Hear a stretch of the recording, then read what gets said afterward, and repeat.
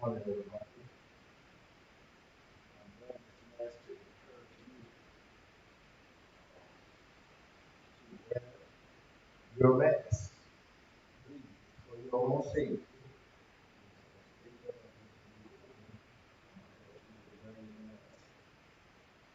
I'm going to encourage your heart this morning. While I do, I just want to say that the word of that Sunday, we're going to talk about this. Next Sunday, what is the metaphor for us? I'm going to read the God for some time. What a Sunday.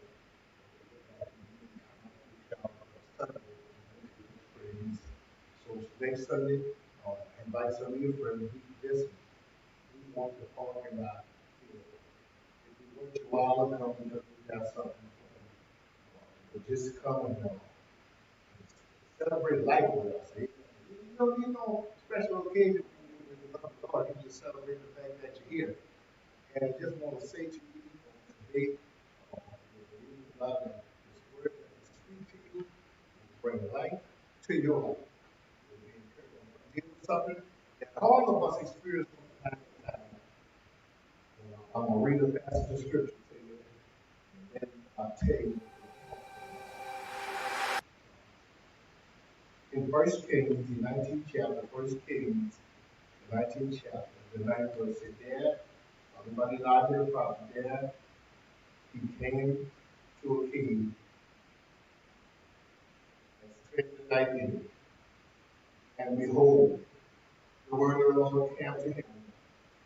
This is what God said to him, what are you doing here, Elijah? God, what are you doing here? I want to talk to you today. I don't mind just a few minutes to talk to you. I like to kind of put you on.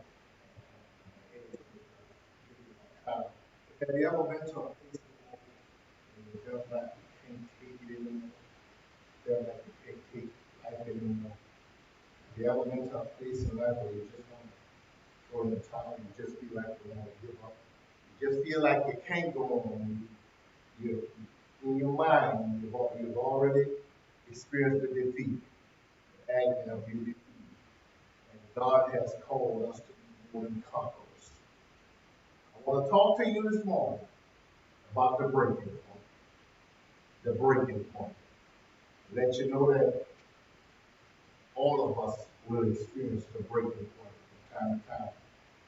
The breaking point is simply when you have so many problems, so the breaking point is.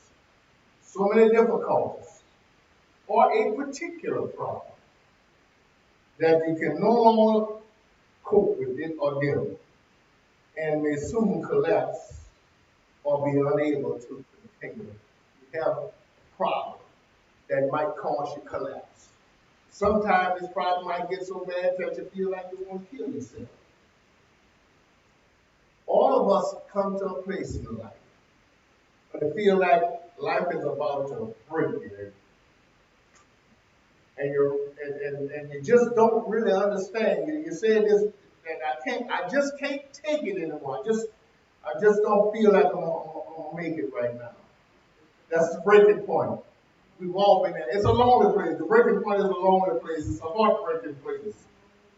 It's filled with many questions about the present and the future. And sometimes we even visit the past and we review what happened to us to bring us to this place.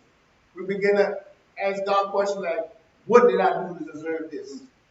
David said in the 13th Psalm, I told you the other night, David said, Lord, how long, when are you going to show up? We all have questions. I told y'all on the other night, there's nothing wrong with asking God a few questions. He's your daddy. He's your father. We're told all our life not to question God. And we find that Job even had some questions for God. And then God had to come back and give Job a fact check. And Job had to put his hand over his mouth and say, Lord, now I see with the seeing of the eyes, I hear with the hearing of the ear. I'm sorry that I even doubted your word. I'm sorry, God, that I even let things get that out of control with me. And I want to tell you all today, if you're at a place in your life, listen to me, if you're at a place in your life and you're at a breaking point, I just want you to know that God is concerned about where you are and He's willing to help you or turn that breaking point into a turning point. Oh man, how many of y'all, listen, I'm talking to somebody. God told me to tell you that your breaking point is going to end up being your turning point. My goodness, that's good. Do y'all realize this? That this is 25% of Americans. This is from Newsweek. 25% of Americans have reached the breaking point. The other 75 said they'll get there soon if restrictions continue with this COVID. 69% of respondents said that they were going to permanently change at least one everyday behavior of theirs in response to our pandemic. We're going to start changing our behavior. 21% of the respondents said that they're concerned about dining out at restaurants even after COVID has passed and may continue far into the distant future. In other words, I don't think I'll be eating out anymore. More than 3/4 of the United States, U.S. adults, that 76% said they were extremely worried about ever again going on a cruise ship. 43% of those people said that they believe that their fear of going on a cruise will likely last forever. And 75% of Americans said they did not believe air travel will ever return to its pre-pandemic procedures. States across our country are reopening at their own pace, and likewise, Americans are handling the coronavirus pandemic changes in very different ways. 20% of women surveyed said they already reached the breaking points in the first week of April, with 12% of men saying the same. 76% of women said they would hit a metal wall if the stay-at-home orders are extended until later on this year. Man, isn't that something? This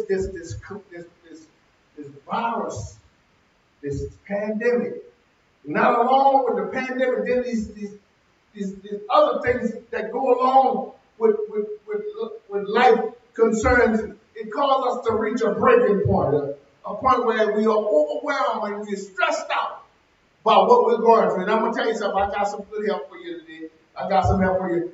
Listen, make no mistake, this is my first point. Make no mistake, no matter how spiritual you are, no matter how anointed you say you are, no matter how much you brag on God's power and God's goodness, there will come a time in life when you're going to reach a breaking point. There will come something that's going to knock the wind out of your ear. There will come something that happened to you, a loss of a loved one. Something is going to hit you. And it's going to make you feel like you just don't want to go on anymore. Been there, I know the feeling. And it's a lonely place. And the Bible says in 1 Kings, listen at this here. Go with me to 1 Kings. This is going to bless your heart. I'm waiting for my tablet to boot up.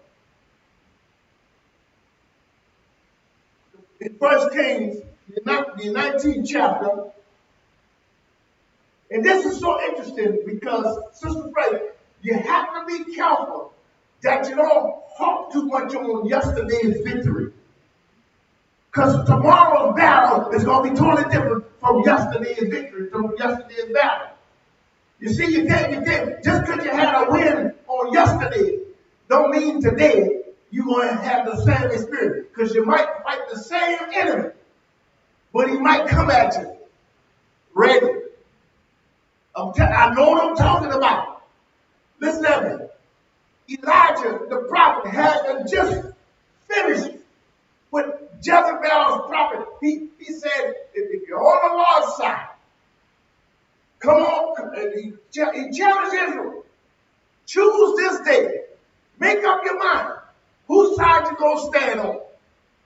Everybody that's with God, come over here with me.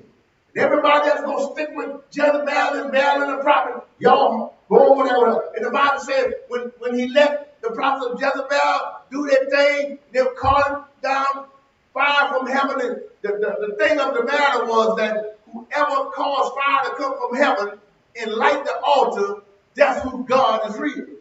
And the Bible said when Elijah got to the prophet of Baal, he got there and he started cutting himself and going into the enchantments and calling on that God, and there was no answer. But Elijah does something. He said, now I want you to take this out. I want you to dig a trench. I want you to put a baby canal around it. And I want you to, now after you dig it, I want you to fill it with water. And before you fill it with water, I want you to wet the altar. I want you to wet all that wet down, soak it. And the Bible said they soaked the altar, then they dug a trench, and they filled it with water. And the Bible said Elijah just called. He didn't call long. Let me tell you something. When you need God, you don't have to be there all day. You just call him and he'll answer. I don't know who I'm talking to, but somebody needs to hear this. It was the time of the offering of the evening sacrifice that Elijah the prophet approached the altar and said, "Oh Lord God, Abraham, Isaac, and Israel, let it be known today that you are God in Israel.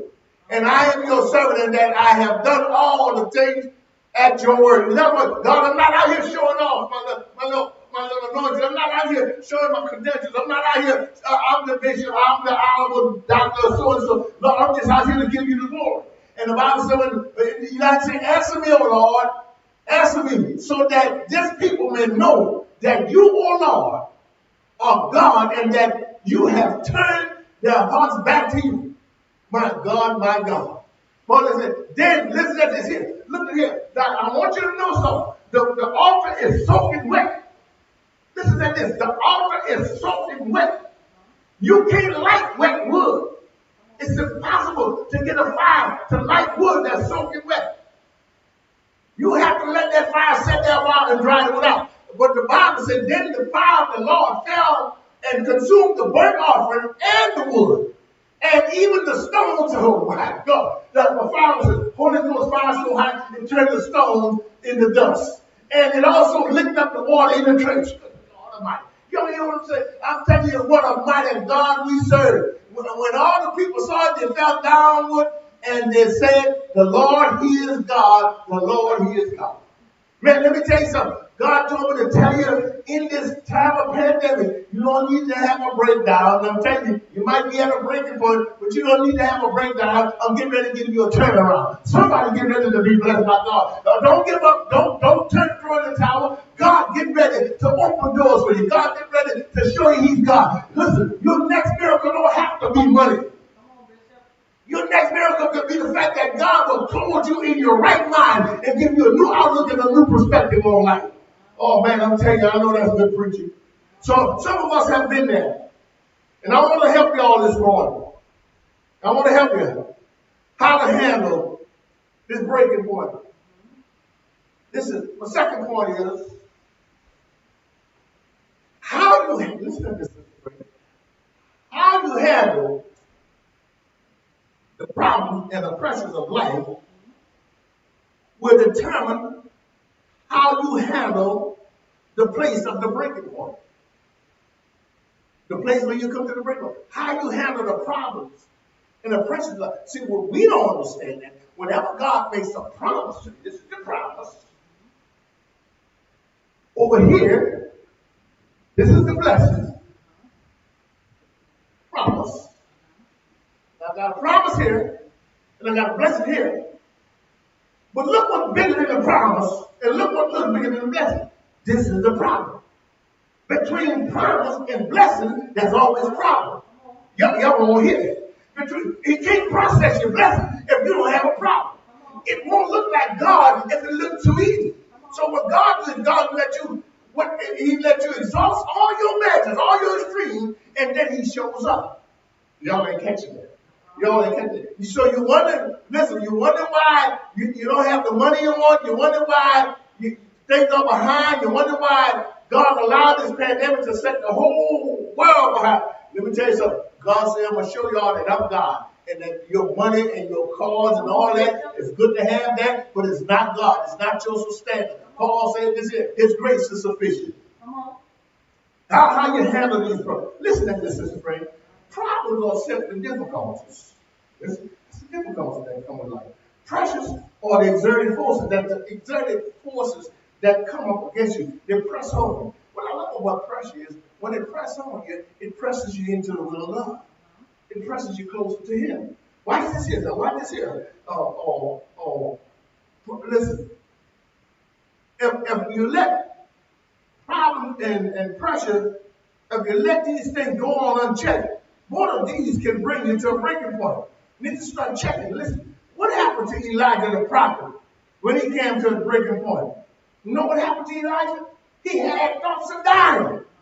In 1 Kings 19:4, listen, this is a man of God. Sometimes when you just had your greatest victory, you're ready to die after that. This is the man of God. This is the man that stood before the prophet of Baal by himself.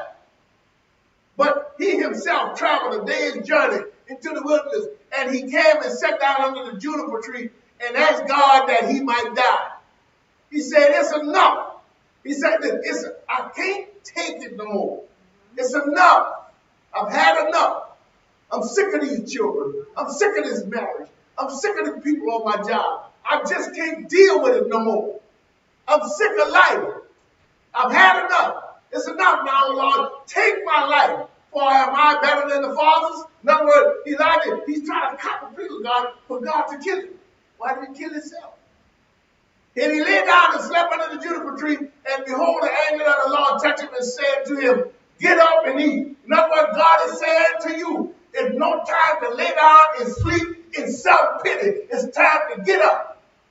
I don't know what I'm talking about. I know you're feeling sorry for yourself. I know you want bishops to preach a little sad sermon to you and let you know that, oh, God, he is going to be you, baby. Don't worry. He understands. No, God is saying to you now, you're going to lay down long enough. You're going to lay down and you're wobbling in that thing, and you would have got up and stood in faith, everything will be better for you. Somebody needs to hear what I'm saying. Somebody needs to stand up. Somebody needs to pick your head up out of the dust, stand yourself up, dust your little hiney off, and walk by faith and not by sight. Because I'm going to tell you something. What you see is not really what it is, and what it appears to be is not the real thing.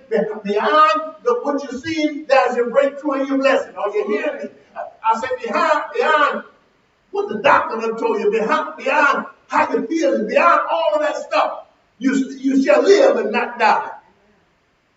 That's what God was telling Elijah. You shall live and not die. I don't care what the doctor told you. I don't care what the report said. I don't care if you're all of it. You shall live and not die. Lord. Elijah is bathing himself in self-pity. This is the great man of God. Isn't it funny how we are so bad when we're in the circle of believers, bragging on the goodness of God, but now you're by yourself and you're in the deepest depression. And I'm going to tell you something. We got to be careful that when we go off to ourselves and we get in our little caves of self-pity, and God asks the question, well, what you doing in the cave? What are you doing here? God, I'm having me a moment. I'm having me a moment, God. Some of y'all saying I'm having a moment. That's all right, go on and have your moment. See, Elijah handled his breaking point with thoughts of death. But on the other hand, Job, chapter 1, verse 20, Job, he done lost all his children. He lost all his cattle. He done lost everything. The man is totally bankrupt. But look what he decides to do when he's facing one of his worst trials that he ever had to endure. The Bible, notice what now Elijah laying down, but the Bible said Job got up. Job got up. I'm talking to some, you got to get up. Job got up, tore his robe, shaved his head in mourning for his children, and he fell to the ground. See, listen, Elijah, I'm going to finish that for you. Elijah, at his breaking point, had thoughts of death. Job, at his breaking point, had thoughts of life. Job got up, fell to the ground, and he worshiped. That's life he worshiped. There is life he worshiped. They don't worship God, but worship in the spirit and the truth. The spirit is life.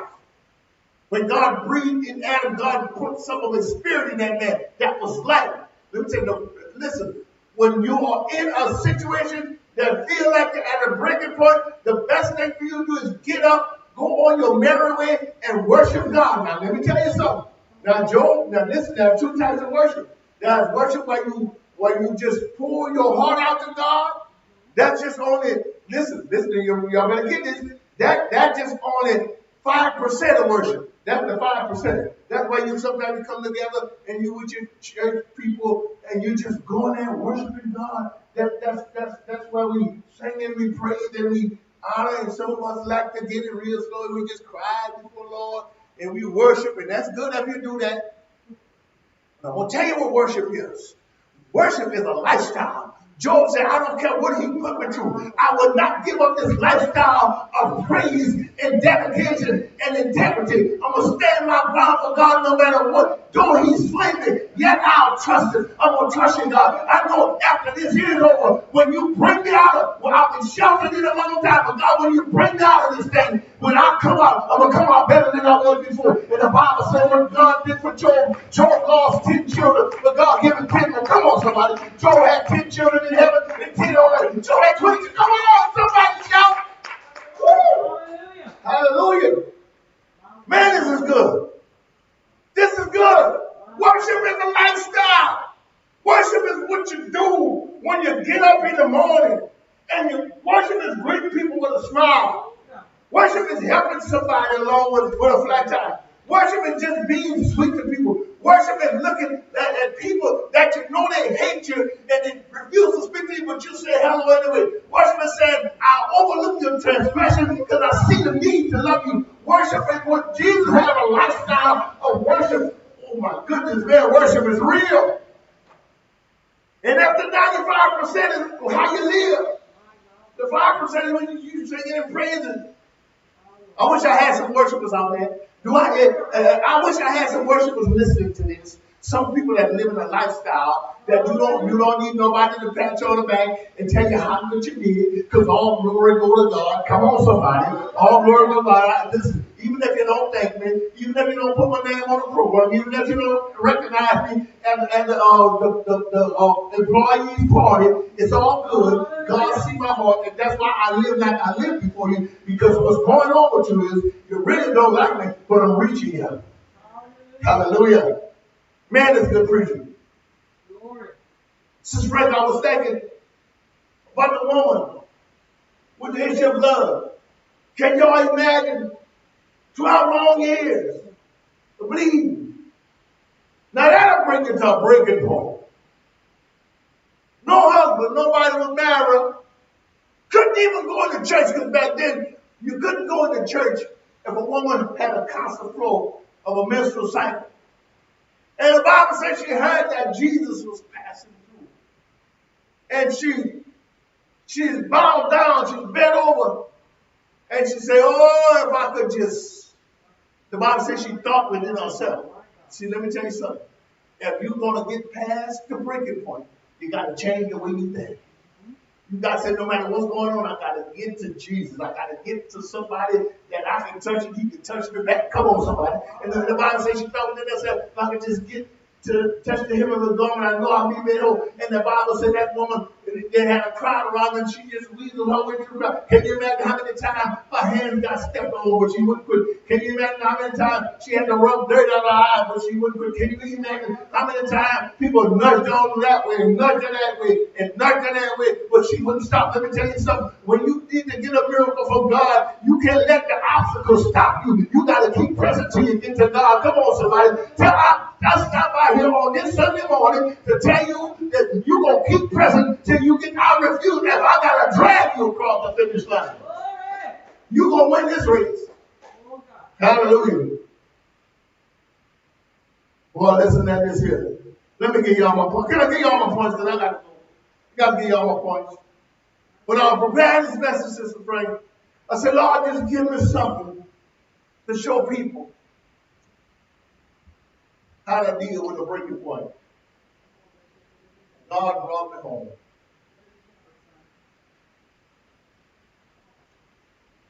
God brought me back to several houses. And if you have a house, one of the worst things that can happen to your home is that you begin to have plumbing problems. Let me tell you something. Electrical problem is bad. But when you get sent into the river, that's even worse. You got plumbing problems. And as I began to study, I began to look at the major causes of one of the first things I studied is the fact that corrosion could mess up your pipes. You know, corrosion is stuff that after a while it cakes up on the pipe. Sometimes it cakes up in the pipe. And I don't know if y'all got an old house like we got, but, and God will bless us with a better house, amen. But we stayed in our old house, and one of the things that happened is that one of the pipe broke, and when I pulled that pipe apart, man, they had so much corrosion inside of that pipe. And I was always wondering, why does the water run so slow in this house? And when I looked outside, check this out, the pipe was okay, but the corrosion was on the inside. And the Lord reminded me what the psalmist said, if I regard iniquity in my heart, if I let this corrosion of unforgiveness, this corrosion of jealousy, this corrosion of bitterness, this corrosion of resentment, if I let all that cake up inside of me, it's going to stop the flow of God in my life. Come on, somebody. Some of you need to release something. You need to let something go and climb your pipes up. Somebody's going to hear this. You get climbed up. I found out another thing about how I can help stop the erosion. I can protect the pipes. Psalm 104 says, oh God, Lord, my strength, my salvation. Listen to this here. You have covered my head. You have covered my head in their back. In other words, sometimes you got to do some things to protect the pipes. God got you covered, so that the corrosion won't get in. Somebody listen to this here. You got something that you have been holding a long time. And God is saying to you, it's corroding. Let me tell you something. You know why people have to have bypass surgery? Because their arteries are corroded. That's why they put that balloon in there so it cause the blood to flow free. Stop the corrosion. Let me make my next point, because y'all look like y'all about to go to sleep on me. The next thing is freezing, cold weather. Yeah, you got a house. You got a house. Listen, it is something that when the weatherman out here, when they say a cold front like we never had before coming, Home Depot ain't got our outside insulation left in there. Because everybody knows when you got a raised house like we got, and when them pipes get to breaking, sometimes they break in a spot where you can't get under that no more. Y'all get what I'm saying? I remember Sister Frank, when we first moved in the house, I could crawl from one end of the house all the way to the other end. It ain't that I done got that fat, the house just looks soft. Come on, somebody. So what's two problems? One fat, now the house looks soft. But you see, and now when the pipe break, and thank God, 38 years, I never had to cut a hole in the floor yet. Because see, if you got a hole out like that and the pipe break way up there, you got to cut a hole in the floor. And we believe in God by the end of the year, we're going to be out of there while we ain't got to just go cut a hole in the door and get up out of there. But thank God. But you sometimes you got to battle with, because why? Because your corrosion done got you there.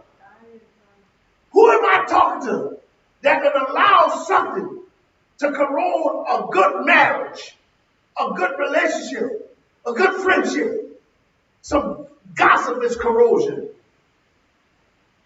Whispering, corrosion. The cell phone, Facebook and all that, corroding a lot of stuff. Got to get rid of that. If I regard iniquity in my heart, you will not hear me. And that freezing. I done jump back to that corrosion. I want to sit me on freezing, huh? Man, Lord, thank you. The Lord must be wanting me to say that. But freezing, it becomes a season in life. How many of y'all know people can get cold? People can get cold. I know. I'm trying to leave it, but people can get cold. I done had some people, man, and I'm gonna tell you something about people. People can get cold when you really need to be warm and loving and sweet to you. Have y'all ever ran across somebody that you really like them, and then all of a sudden you see them, and it happened us just the other day. We see it and we say hello, and we looking at each other like, what happened? What happened? Have y'all ever asked somebody in a relationship, what happened? What did I do? And when you know you're right about the situation, and they're just acting cold with you, see, that's another thing. Could put pipes under pressure, freezing. Pipe get up, was inside the pipe begins to swell it and expand it out of its normal, it affects the density and the circumference of the pipe, and it'll cause a break. And see, that's why they say, that's why they get the saying, pressure busts a pipe. But Sister Frank, that's what's called the marina snailfish. Now, let me tell you about this marina snailfish. This is an amazing fish, but I love this. Every time I read about this fish, I just get goosebumps and chills. Some oceanographers went down to the depths of the sea, and they noticed something, and it's dark, and it's one of the coldest places in the sea, and they noticed this little thing. See how my things look from the side? That's how it's shaped. And how my knuckle is, the head of the fish is shaped like knuckles. And these marine biologists say there is no way nothing can live in that climate that deep in the ocean. So they brought one of them jokers up and they dissected it. And they found out that the way his body is designed by God, good God Almighty, by God, that these ridges in his skull, what it does, it enables him to produce the same amount of pressure inside of himself that's on the outside, so he won't collapse under pressure. God has given you the Holy Ghost, that no matter what kind of pressure tries to collapse you, you got somebody on the inside that when the pressure gets strong on the outside, he just begin to magnify himself on the inside, and that's why you can still praise God. If it's some people getting cold on you, if it's a light freezing on you, no matter what you're going through, you can still say, I love the Lord, he heard my cry. Oh, thank God for the witnesses. And even though it's dark down here, and even though I can't see my way, I can still navigate through the dark place. Come on, somebody. And he just said, how does this fish do it? He's designed by God. You have been designed by God to navigate through the tough time. I'm designed by God. God is patting on me. Good God Almighty. You know, and nothing, you can't claim nothing that ain't got your seal on it. I got the seal of the Bible says I'm sealed until the day of redemption. I'm designed by God. I'm telling somebody that's listening out there, because you're designed by God, and because life is dark and look like you in the deepest depth of the ocean of this depression and despondency and everything else you're going through, God told me to tell you, just like that little marina snailfish can navigate and live through that, you can live through your tough time. Your breaking point gonna be your turning point. Man, that's good.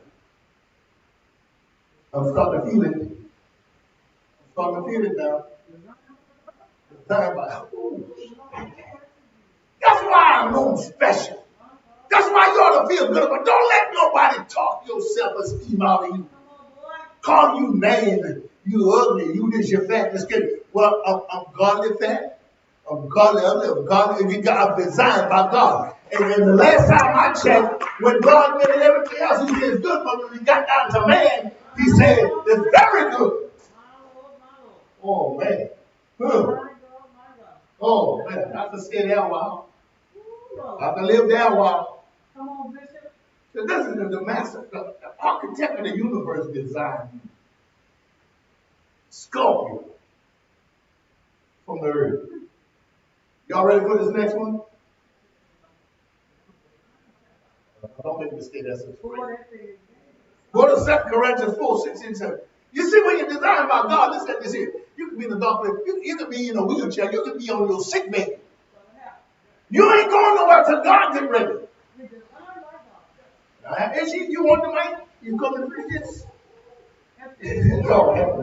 Nothing. I got to go because I don't be here all day, but I got to go. Another thing that mess pipes up, cause pipes to bring pipes to the breaking point, is aging. Woo! The pipe was doing good. You couldn't see any of the sign of it. You look outside, everything looked good. You know, if you got a raised house like we got, every one of you go people there. Come on. Anybody out there got a raised house? Say, that's me. That's what I want you to hit. That's me. And your people under there. And you shine the light under there. And Sherry B said, you got to get under there. You get under there. I'm not going under there. You know, I've been right at the edge. Well, baby, you got to go under that door. You ladies first, you go. I'm not going under that house anymore. Amen. I'm past that. I done got too old for that. Amen. But aging, let me tell you something. But aging is something that we do gracefully. Listen to this here. This is something I always say. Age is just a matter of mind. If you don't mind, it don't matter. I'm not spending my time worrying about how old I'm getting. I'm focusing on how good I see God in a different light, how good God is as I get older. Some things I didn't appreciate, the little things that God do when I was young. But now I can appreciate getting up out of the bed and standing on my own 2 feet. Now I can appreciate, even though I don't have 20/20 vision, I still have vision. Now I don't hear as good as I used to hear, but I still can hear. Aging. I want to say something to the age today. God haven't forgotten about you. God haven't forgotten you. God said, that's why you're still here. He got his hand on you. And let me tell y'all something. You see, let me tell y'all something. Boy, this is gonna be good for somebody in the future. There's gonna come a time when I have to retire from this ministry. And it's approaching me fast. But I can never retire from my assignment. Oh, that's good. I can retire from my ministry, but I'm here on assignment, not on ministry. I do ministry. I'm on assignment. Some of y'all better get that. That's going to stop you from having a pity party and reaching these breaking point where you won't quit. See, the assignment is too delicate for me to say when it's time for me to retire from the ministry, I'll quit. But no. I'm going to be able to minister as long as I got breath. If I got an air pressure, but God so loved the world that he gave his only begotten son, I'm going to do it as long as I live. Look what 2 Corinthians says about aging. This is a good attack on aging. Therefore, do not become discouraged. I'm talking to somebody, and you know, let me tell y'all something, but I want to say this to young people. You're wrong if you're throwing your old people on the back burner to do good. You don't forgot the sacrifices they made. That's a young lady. This is a true story. That's a young lady. She was going to college, and she told her mama, "Mama, you don't need to come and because you know the way you look, you know, Mama, you don't." And she hurt the old lady pretty bad. The mama just let her go off to college and wouldn't come. The girl had an emergency, and her mama had to go to college. And to the dorm, and that girl, when that woman knocked on the door, and that girl opened the door, and her roommate saw her mama and saw her all burnt up from head to toe, the girl started screaming, and the daughter said, "I told you, you should have never come here. You're ugly, and people don't like to look at you. You're parched, you're burnt up, and I don't ever want you to come back here again." The father of the lady died. The young lady went to her mother's funeral. Now, the old lady sitting there.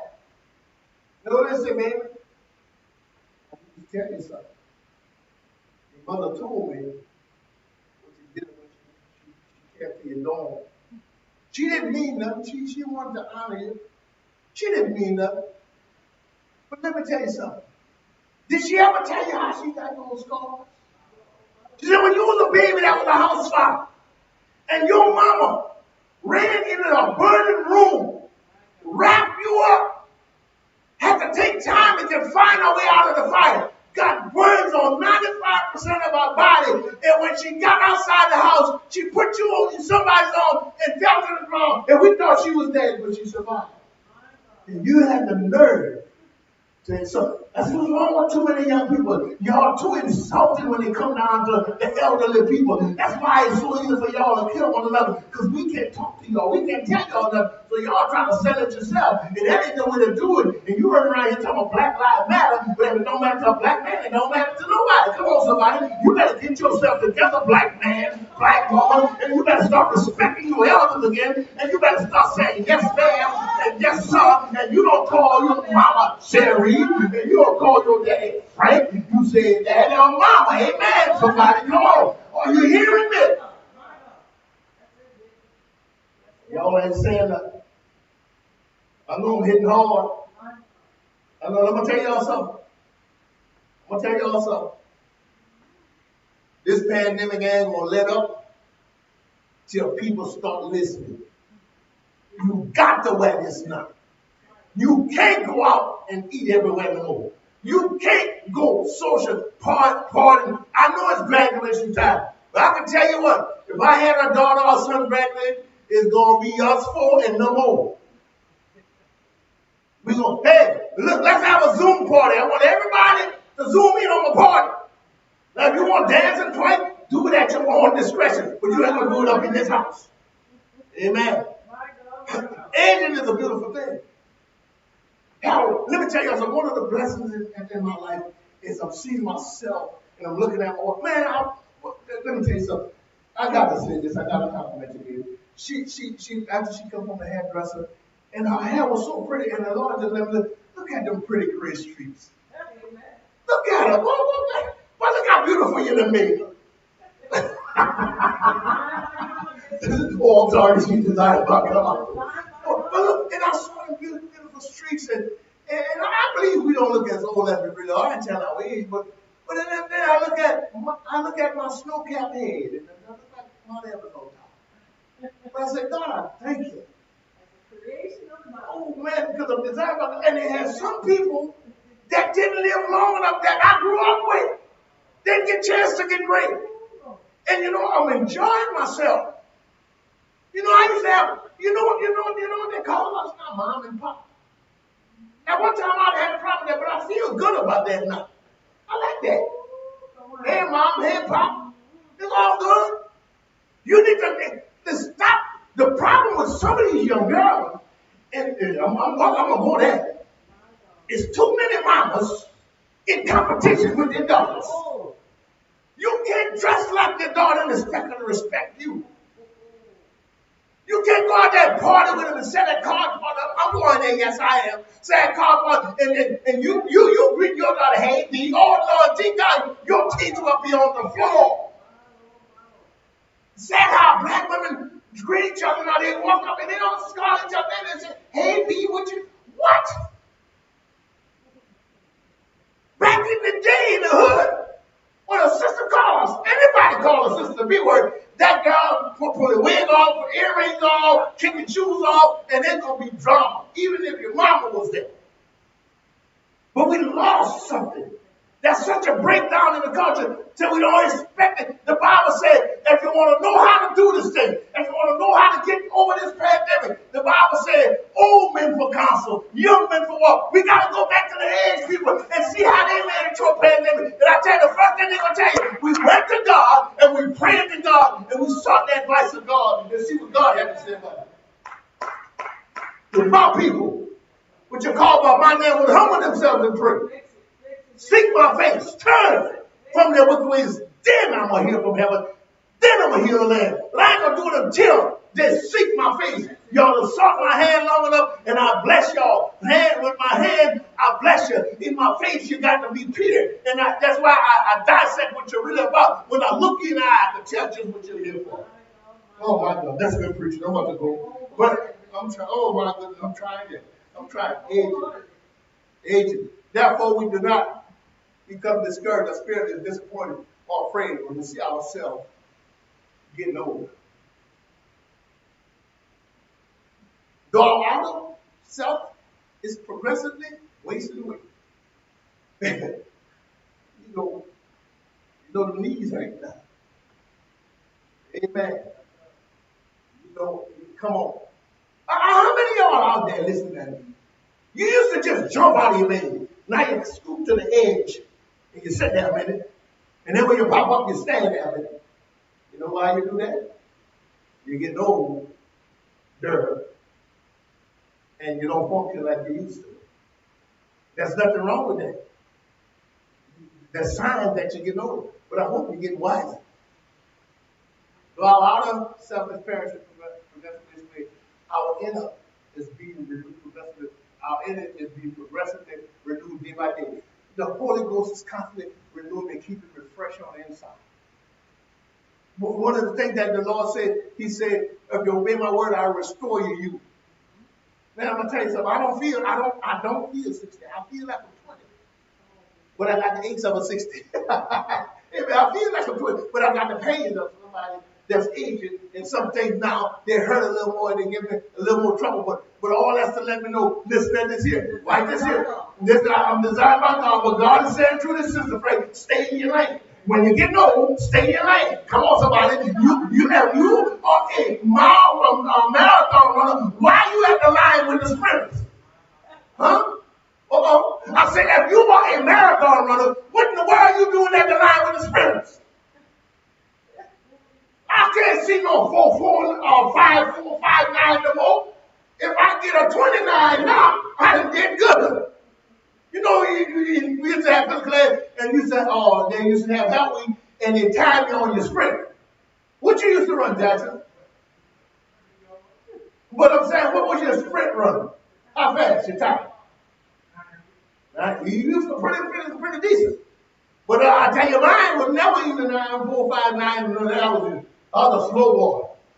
Amen. But you know what? I tell you what. The problem with the church today, we're running in the race of life, and too many people and too many aged people jumping out of their lane, trying to stay in that young lane, and people just running. They ain't passing you up, they just running over you, using you, abusing you, running all over you. You need to jump in the lane, amen. And then you got to time yourself. They got something now in life. Everything I do now in life, we do now, Sister Frank. We have to time how we spend our money. We have to time when we go on vacation. Thank God we ain't having no more children no more, but we would have to time that. Amen. You want some more children?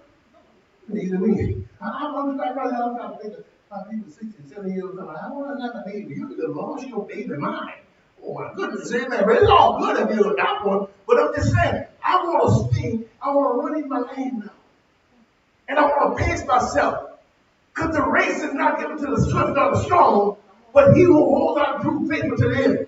And if I stay in my lane, y'all ain't caught it. I'm getting older. And I want somebody that's here that you got older, appreciate your age, and get in your lane, and run with patience the race that is set before you. Thank God. I know that's good preaching. It's some good stuff I'm giving y'all. Next thing is, I'm trying to help you with your age. Next thing that break fight, Sister Frank, is poor maintenance. Poor maintenance. We don't take care of our house. We look at them. In fact, Sister Frank can tell you, there were times, if that house passed by winter, I wouldn't even look under there. Because I know the pipe was all right. I would have caught stuff that was going to get ready to get bad. If I'd have did a better maintenance, I could have called a plumber to look at it. But no, Lord is good. They would have said, if it ain't fixed, don't break it. If it ain't broke, don't fix it. I won't want to mess with it. But now it comes time every year now the house got old now. I'm checking it better.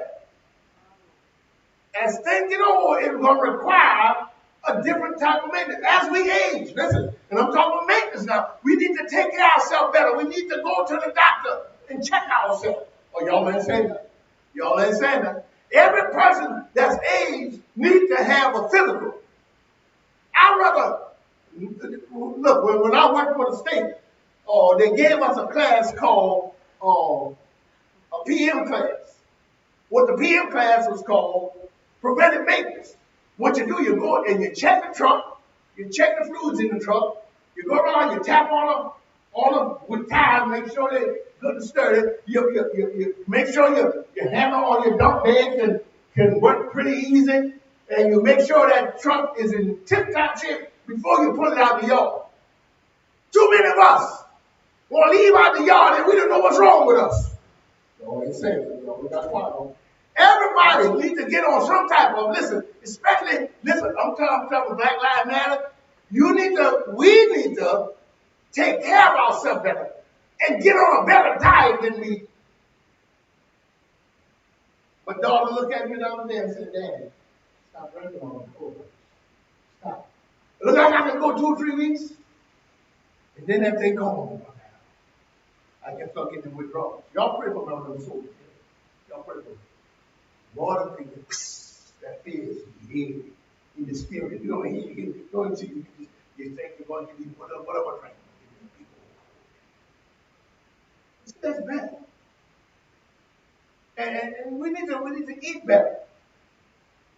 A lot of people, I'm not trying to listen. God, please, don't take this wrong. And if you take it wrong, I'll forgive you. But we can't be eating all that boiled food. That stuff clouds you up. Do y'all realize, listen at this here. Do y'all realize you can take black pepper and pour it in a radiator of a car that can stop the car from leaking? Why? Because black pepper don't dissolve. And you put some pepper in it. That's why you're clogged up. 1 Timothy 4:8. 1 Timothy 4:8. 1 Timothy. We got to do some maintenance on something. We got to take care of something. We need to exercise more.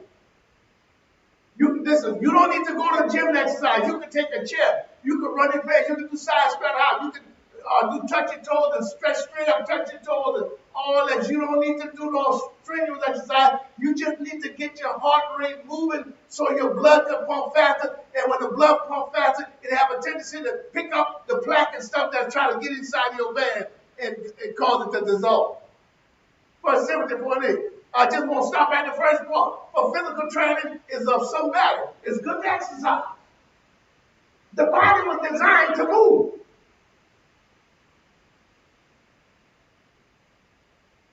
Let me tell you something. And for those of y'all that want to lose weight, listen. This weight I have on me now, I gain that weight 1 pound at a time. And if I'm losing, you don't lose 3 pounds in 2 days. If you do, you lose, you're sick. If you gain it 1 pound at a time, you're going to lose it 1 pound at a time. So next time you walk on a scale, don't get disappointed if all you see was a half a pound on. It takes time. It takes training. It takes exercise. It takes patience. And you know what else it takes? It takes discipline to eat the right stuff to go along with the exercise program.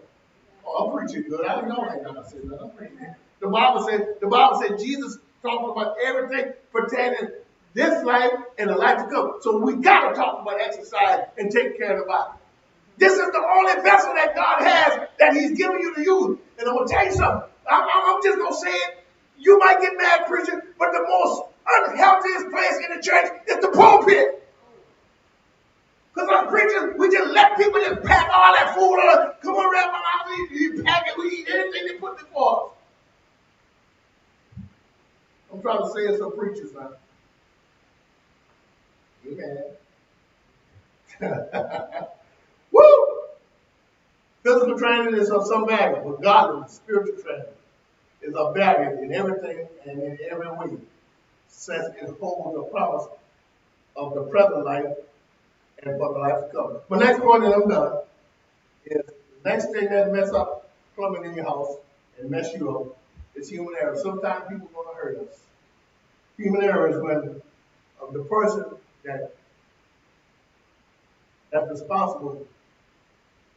Sometimes people can be cool, they hurt us.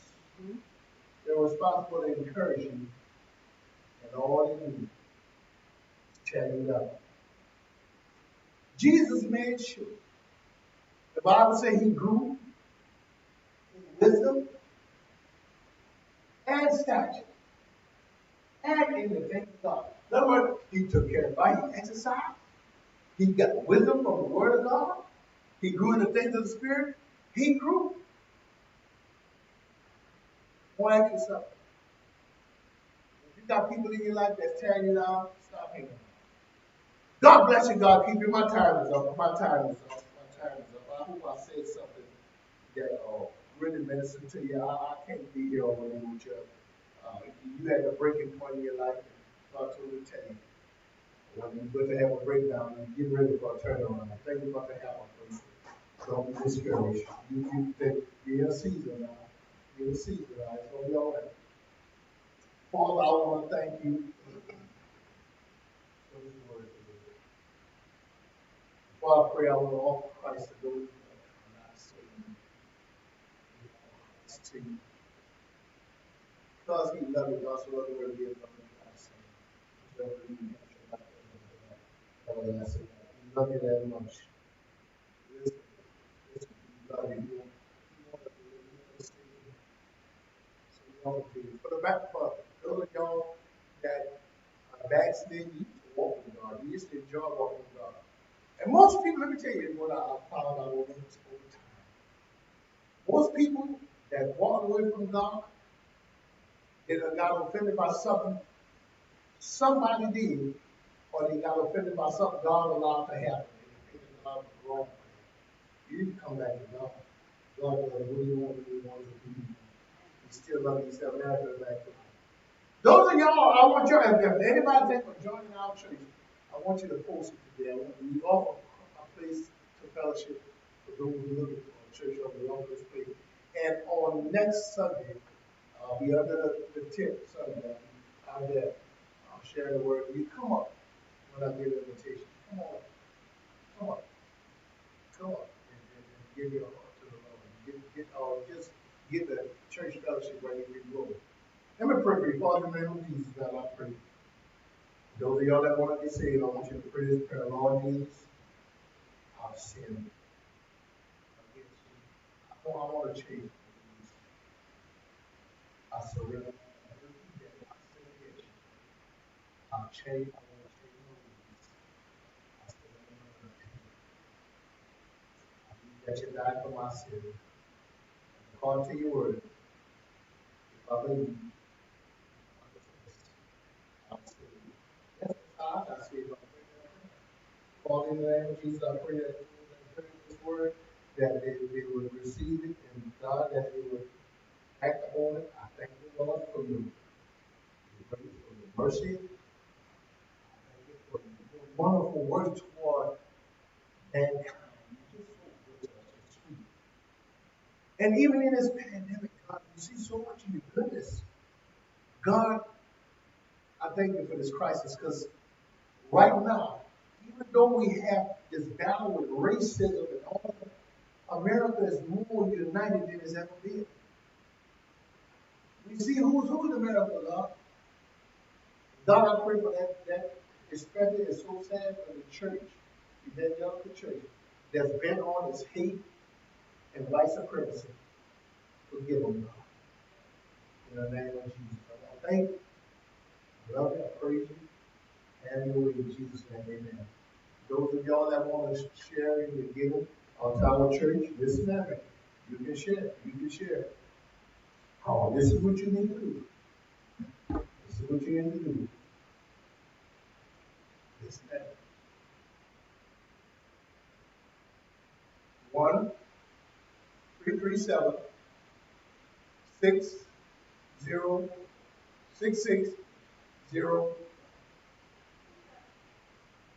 6627. Oh, okay. 660-2791. 1667.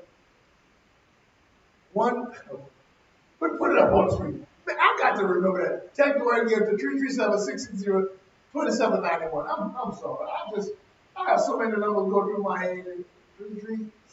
337-660-2791. And your father instructed me. If you want to give toward a cash app, text the word in all caps, the dollar sign, Bible Memorial Church of God Christ, 2K20, Bible Memorial Church of God Christ, 2K20. I can remember that number, but I can't remember that other thing.